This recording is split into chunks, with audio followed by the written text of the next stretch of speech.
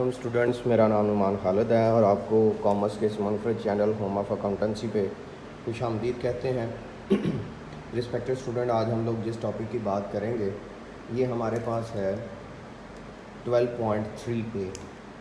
इससे पहले कि हम लोग डिस्कशन का आगाज़ करें, जो व्यूअर चैनल पे नए हैं उनसे गुजारिश है कि आप चैनल को सब्सक्राइब कर दें, नोटिफिकेशन का साइन प्रेस कर दें ताकि आपको आने वाले हर नए लेक्चर की बर वक्त इतला मौसूल हो सके।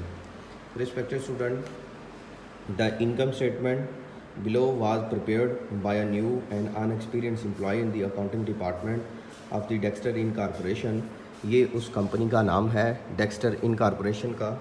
अब business organise as a corporation, Dexter Incorporation income statement for the year ended, जो ईयर एंड हो रहा है 31 दिसंबर 2009 को।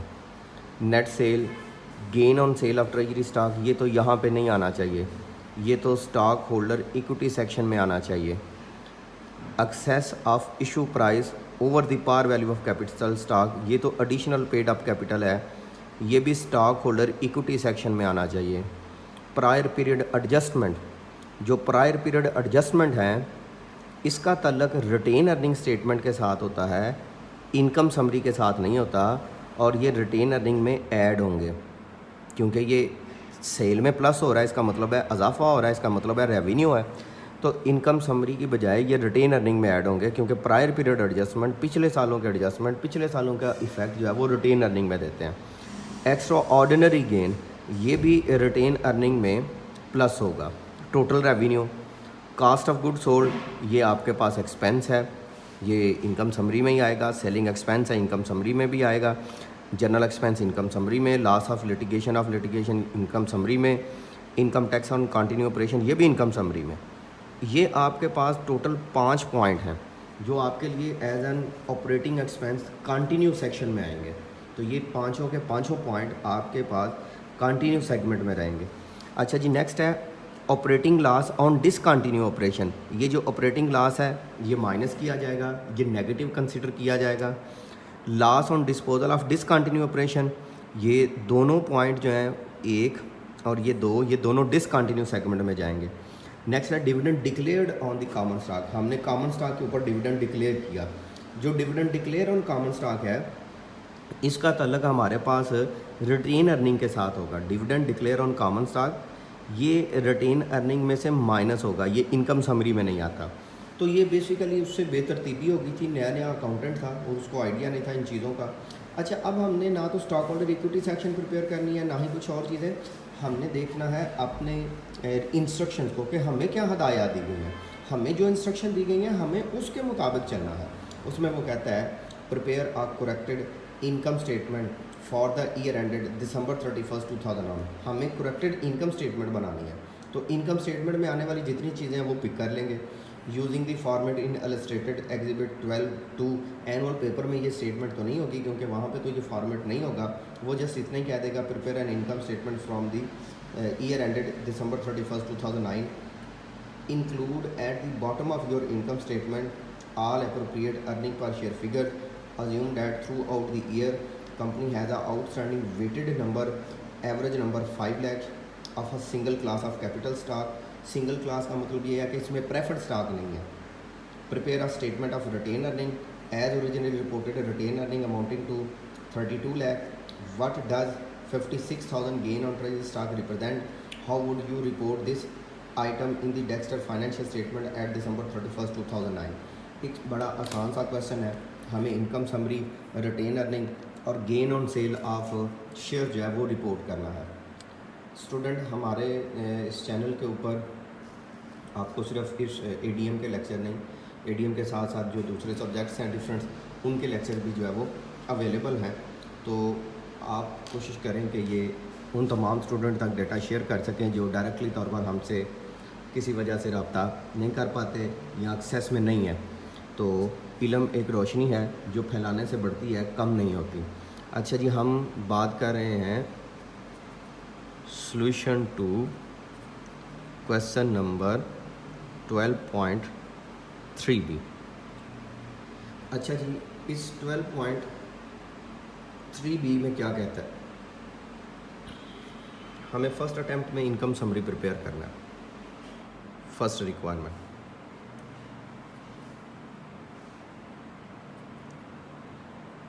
Dexter Incorporation, income summary for the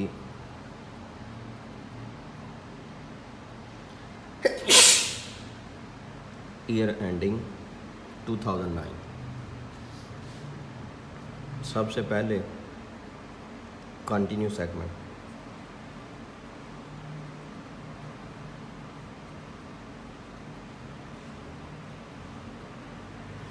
continue segment में आपके पास सेल की अमाउंट आएगी। जो सेल की अमाउंट मेंशन की गई है वो है 102,5 टाइम्स 0, लेस कर देंगे cost of goods sold. Cost of goods sold आपके पास फिर सेलिंग एक्सपेंस, सेलिंग एक्सपेंस के बाद जनरल एक्सपेंस, जनरल एक्सपेंस के बाद आपके पास है loss on settlement of litigation, और फिर उसके बाद इनकम टैक्स एक्सपेंस। ये 5 एक्सपेंस आएंगे। जो कास्ट ऑफ गुड्स सोल्ड है वो आपके पास आएगी 4 मिलियन के तौर पर। जो सेलिंग एक्सपेंस आएंगे वो आपके पास 105 टेट्रा 0।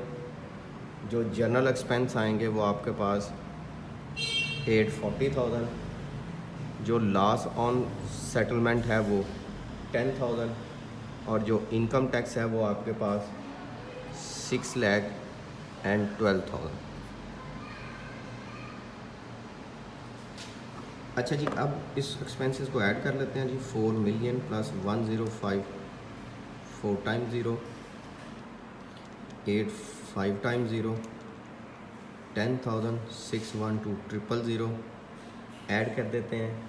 तो ऐड करने से हमारे पास जो डिजिट आ रहा है वो है जी 6512,000।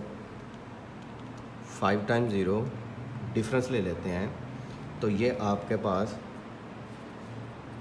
इनकम फ्रॉम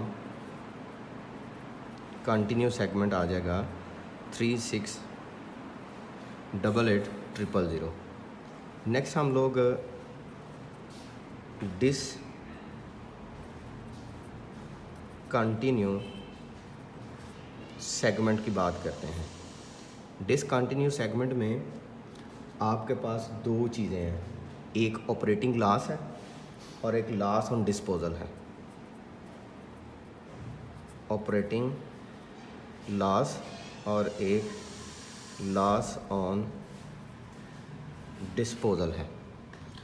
ऑपरेटिंग लॉस की हमारे पास जो अमाउंट लिखी गई है वो है 1,80,000, और लॉस ऑन डिस्पोजल की जो अमाउंट लिखी गई है वो है 2,40,000।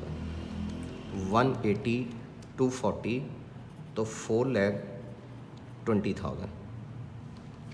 3688,000 माइनस 4,20,000 तो अमाउंट आ जाती है 3268,000।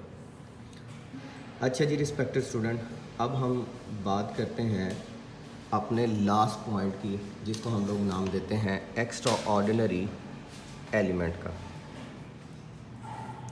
एक्स्ट्रा ऑर्डिनरी आइटम्स, इसमें आपके पास है इस क्वेश्चन में extra ordinary gain. Extra ordinary gain, extra ordinary gain की अमाउंट क्वेश्चन में मेंशन है वो है 1,10,000।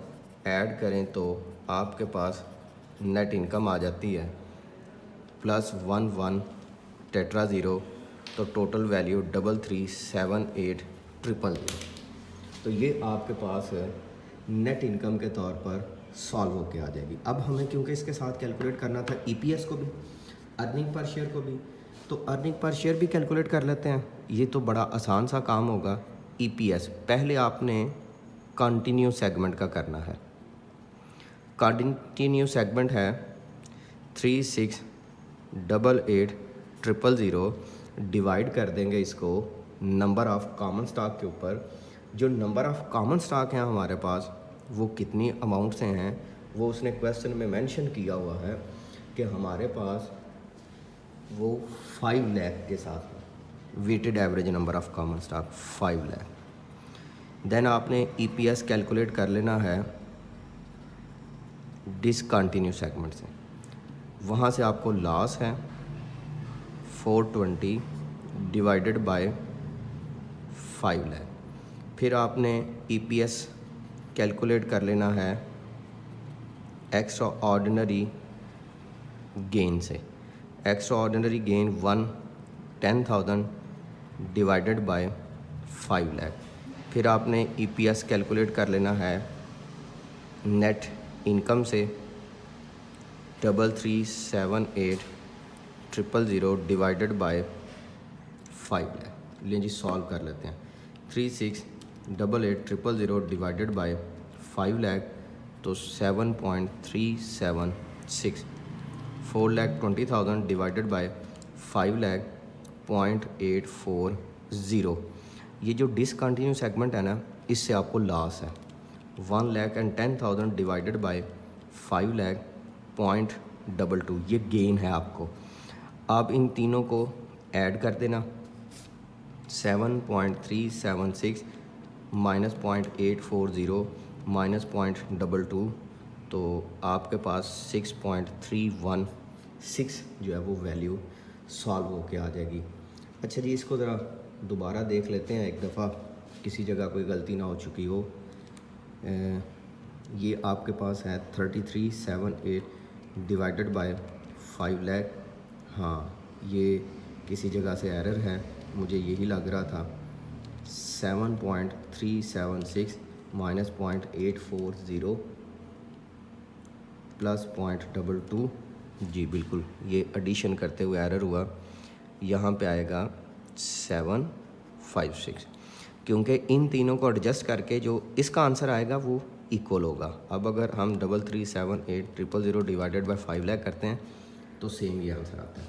ले स्टूडेंट, ये हमारे पास एक क्वेश्चन था जिसकी हमने अभी तक दो रिक्वायरमेंट्स, पहली रिक्वायरमेंट सॉल्व की। अब बात करते हैं इसकी सेकंड रिक्वायरमेंट की, वो है रिटेन अर्निंग की। वो बड़ी ही आसान सी रिक्वायरमेंट है। आपने ओपनिंग रिटेन अर्निंग लिख लेना है जो कि उसने क्वेश्चन में मेंशन किया हुआ है। और ओपनिंग रिटेन अर्निंग की अमाउंट है आपके पास 32 लाख। इसमें आपने ऐड कर देना है। आपने ऐड किसको करना है? एक तो आपने ऐड करना है इस नेट इनकम को जो इस साल की अमाउंट है 337800। एक आपने ऐड कर देना है प्रायर पीरियड एडजस्टमेंट को। Prior period adjustment, prior period adjustment की आपके पास अमाउंट है 80,000। सर पिछले क्वेश्चन में आपने प्रायर पीरियड एडजस्टमेंट लेस की थी। हाँ बच्चों, को डेप्रिसिएशन इंक्रीज़ हो गई थी तो इस वजह से लेस की थी, जबकि यहाँ पे उसने इसको रेवेन्यू में ऐड करना चाहा था तो इस वजह से मैंने इसको प्रायर पीरियड एडजस्टमेंट को इसमें ऐड किया है। इन दोनों पॉइंट्स को ऐड करने के बाद हमारे पास अमाउंट आती है 665800। लें जी, इसमें से हम लेस कर देते हैं। लेस हम किसको करेंगे? लेस हम करेंगे डिविडेंड को। लेस डिविडेंड, डिविडेंड की अमाउंट उसने मेंशन किया हुआ है वो है 3 लाख। माइनस कर दें माइनस 3 लाख तो 635800 एंडिंग रिटेनर। अच्छा जी, अब इसने सी पॉइंट पूछा था कि आपने gain on sale of treasury stock को कैसे प्रेजेंट करना है। अच्छा, जो gain on sale of treasury stock है must be reported in stock holder equity section as it is reported premium value. ठीक है जी, आपने सिंपल इतना सा लिख देना है। ये आपके पास आंसर काफ़ी होगा। ले स्टूडेंट, आज का लेक्चर इतना ही था। इंशाल्लाह हाज़िर होंगे एक नए लेक्चर के साथ। तब तक अपना ख्याल रखिएगा, दुआ में याद रखिएगा। अल्लाह हाफ़िज़।